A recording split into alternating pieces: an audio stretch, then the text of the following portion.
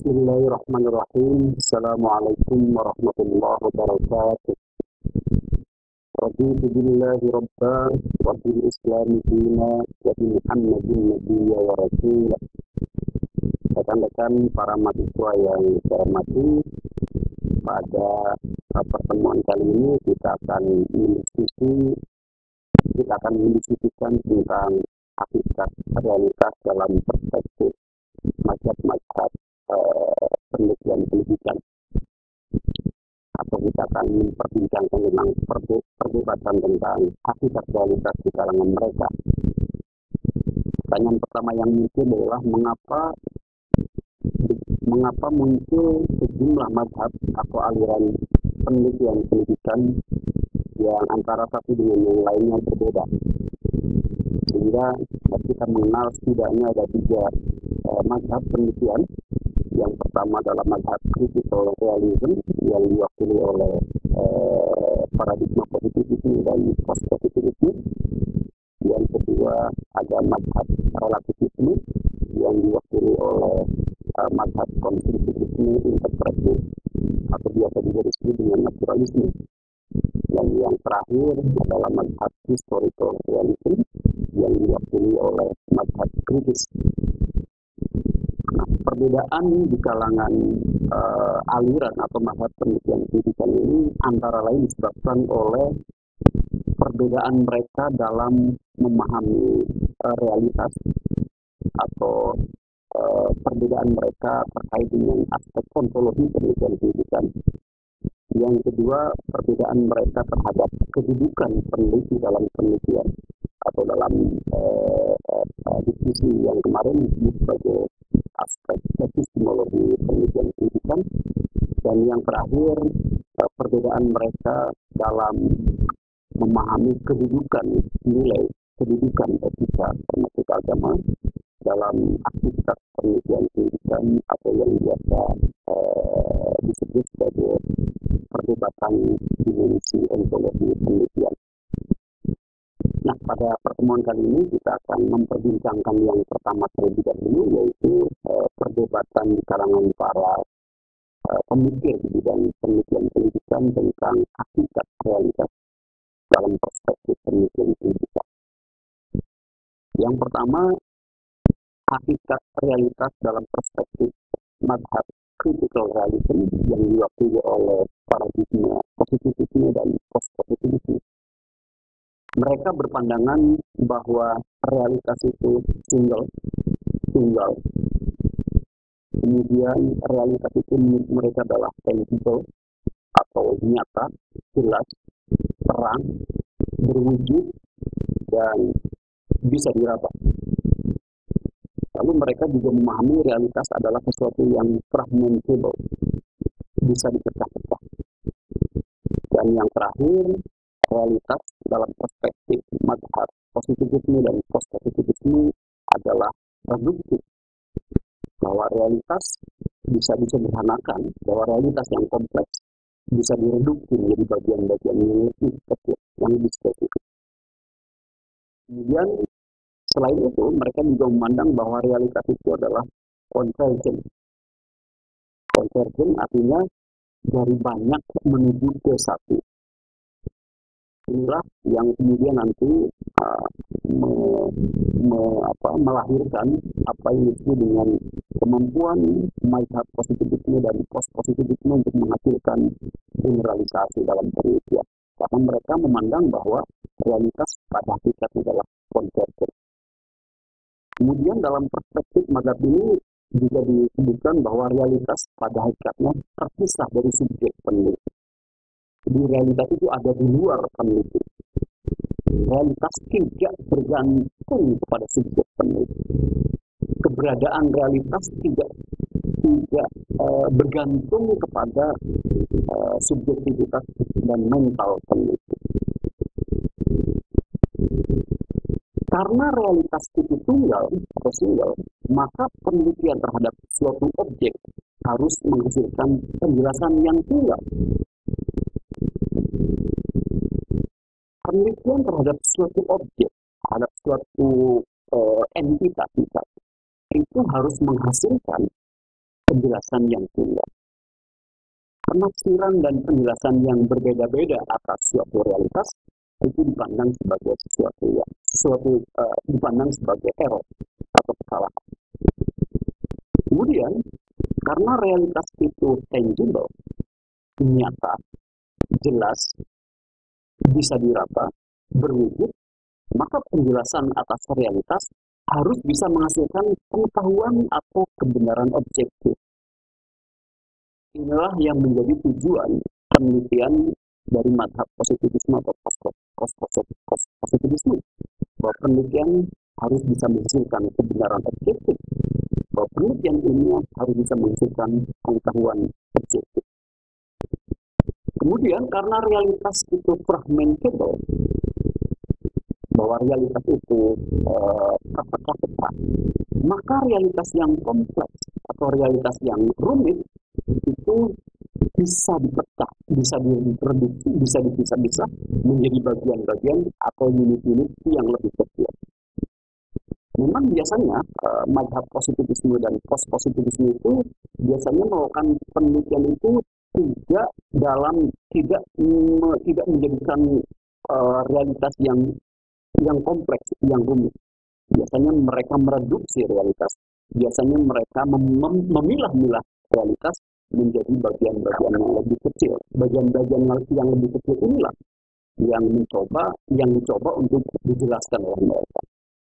Sehingga implikasi dari pandangan dasar mereka terhadap realitas bahwa realitas itu fragmentable itu kemudian menghasilkan pengetahuan dan kebenaran yang lebih spesifik. Maka sains itu semakin lama itu akan cenderung menghasilkan pengetahuan atau kebenaran yang spesifik atau yang semakin terspesialisasi. Kemudian karena realitas berada di luar peneliti, maka subjektivitas peneliti,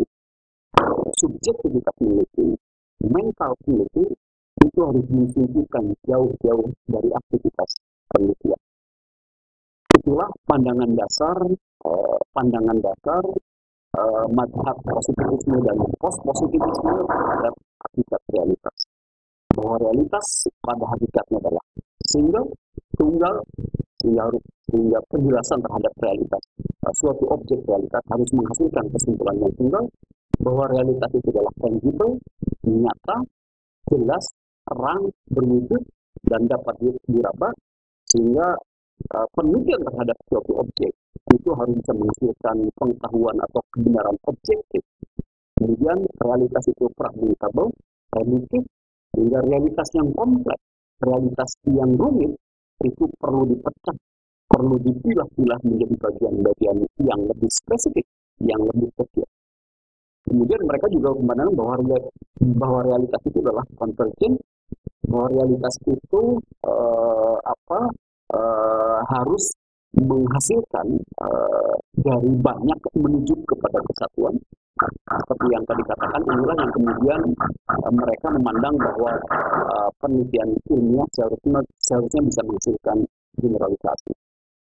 Kemudian realitas dalam perspektif mereka adalah berada di luar peneliti, bahwa realitas itu adalah objektif. Realitas tidak bergantung kepada subjektivitas, tidak bergantung kepada subjek peneliti. Kemudian mazhab yang kedua, yaitu mazhab relativisme, yang diwakili oleh paradigma konstruktif, interpretatif, atau naturalistik, memiliki pandangan yang secara diametral berbeda dengan mazhab yang pertama, dengan aliran yang pertama. Aliran relativisme yang diwakili oleh mazhab konstruktivisme, mazhab interpretatif, dan naturalisme memandang bahwa realitas itu multiple, realitas itu jamak, tidak tunggal.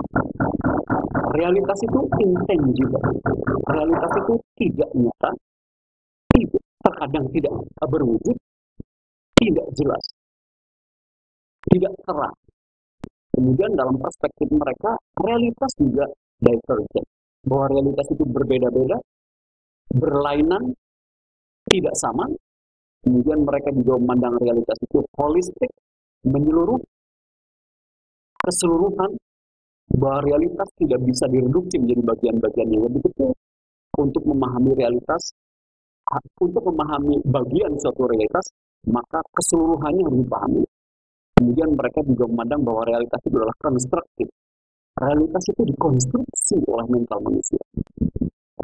Pemahaman terhadap realitas itu dipandu oleh mental manusia sebagai peneliti. Keberadaan realitas tidak bisa dipisahkan dari subjek peneliti.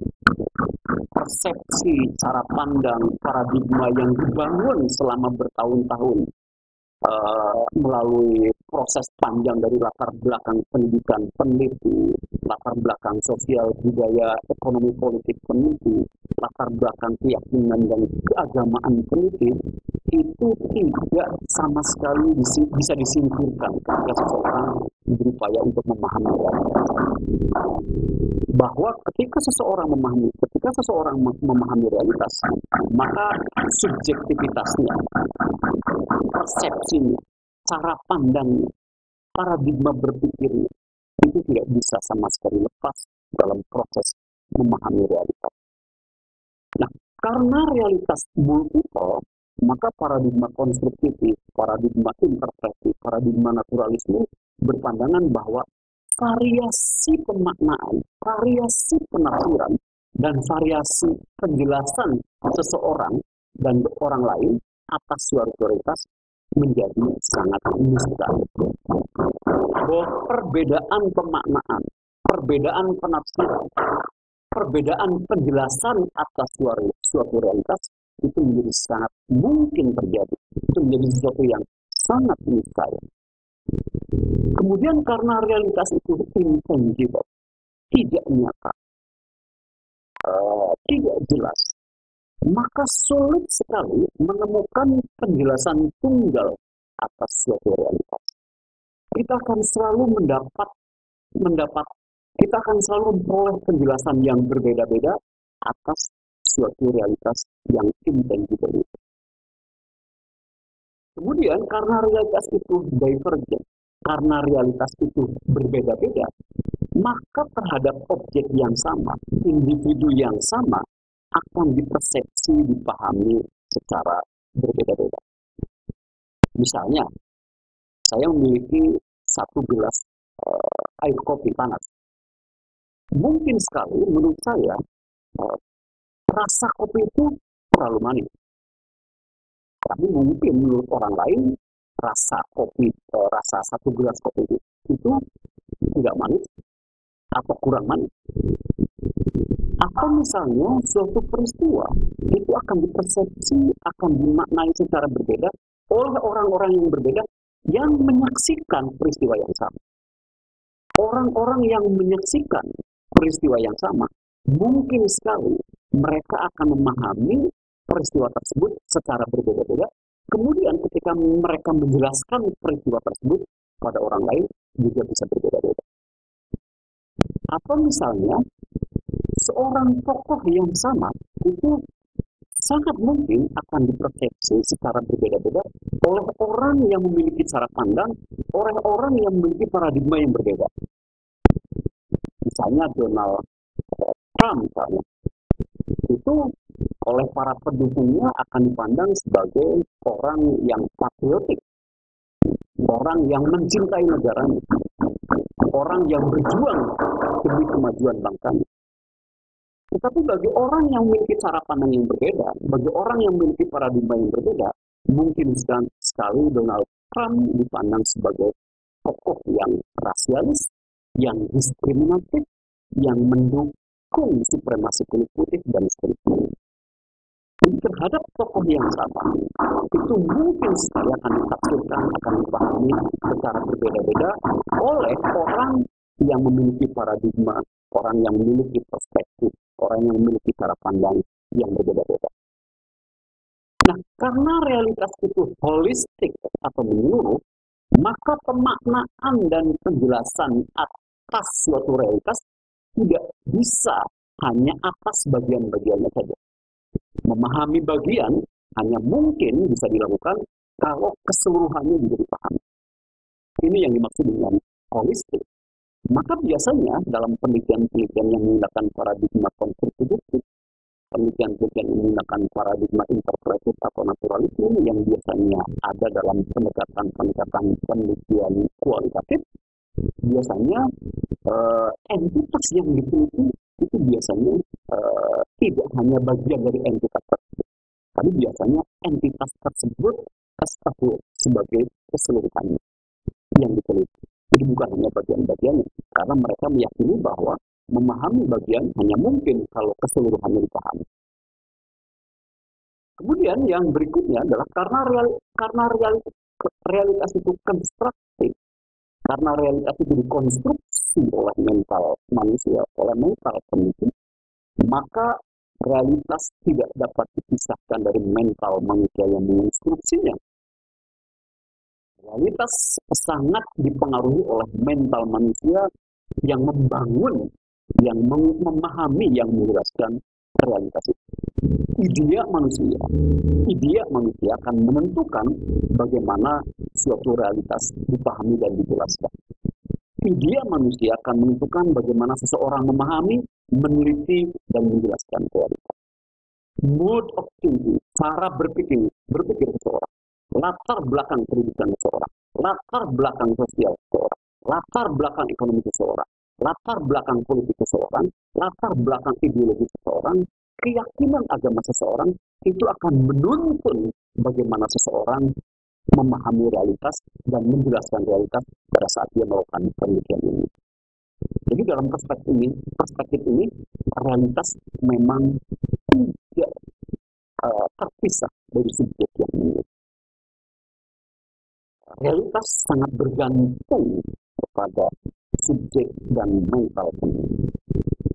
Kemudian mazhab yang ketiga yaitu mazhab kritis atau yang biasa disebut dengan historical reality, itu agak sedikit tidak terlalu jauh pandangannya dengan mazhab yang kedua yaitu mazhab relativism. Menurut mazhab yang ketiga yaitu mazhab kritis, realitas itu adalah semu, realitas itu adalah virtual. Mereka menyebut realitas sebagai virtual reality. Bahwa realitas sosial termasuk realitas dalam penelitian pendidikan merupakan bentukan dari proses sejarah dan proses sosial yang panjang. Untuk memahami suatu realitas, maka harus disertai dengan pemaknaan secara kritis terhadap realitas sejarah dan realitas sosial serta kelas-kelas yang ada di masyarakat. Realitas sosial adalah bentukan dari kelompok yang lebih unggul, kelompok penguasa, kelompok yang kuat, kelas yang dominan. Biasanya kelas yang dominan, kelas penguasa, kelas yang kuat inilah yang secara yang memiliki pengaruh yang signifikan dalam menentukan realitas. Maka biasanya dalam perspektif mazhab yang ketiga ini, penelitian seharusnya bisa menghasilkan realitas yang egaliter. Maka biasanya seperti yang sudah kita diskusikan pada saat kita memperbincangkan mazhab-mazhab penelitian sebelumnya, bahwa tujuan dari penelitian mazhab kritis adalah menghasilkan tatanan sosial yang egaliter, tatanan sosial yang berkeadilan, mewujudkan masyarakat yang berdaya, dan mengadvokasi kelompok-kelompok yang termarginalkan, kelompok-kelompok yang tertindas. Jadi dalam perspektif mazhab yang ketiga ini, nilai etika itu menjadi bagian yang bukan hanya tidak netral, bahkan mereka memihak kepada nilai-nilai yang mereka perjuangkan. Mereka memperjuangkan kesetaraan, mereka memperjuangkan persamaan, mereka memperjuangkan keadilan. Nilai-nilai inilah yang ingin mereka perjuangkan melalui proses penelitian dengan mengusung mazhab kritis atau mazhab historical realism. Demikianlah presentasi saya terkait dengan perbedaan sejumlah paradigma, yaitu paradigma positivisme dan postpositivisme yang pertama, kemudian yang kedua paradigma konstruktivisme, paradigma integratif, dan paradigma naturalisme, dan yang ketiga paradigma kritis dalam memahami hakikat realitas.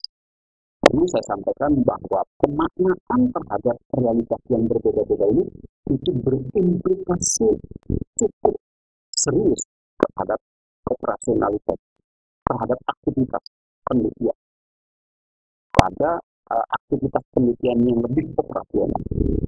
Jadi perdebatan ini bukan hanya semata-mata diskursus filosofis, tetapi pemahaman mereka, perdebatan mereka, perbedaan mereka dalam memaknai hakikat realitas reality itu berpengaruh, berimplikasi terhadap proses, terhadap aktivitas penelitian secara lebih operasional. Demikian kurang lebih mohon maaf. Hasbunallahu wa ni'mal wakil. Assalamualaikum warahmatullahi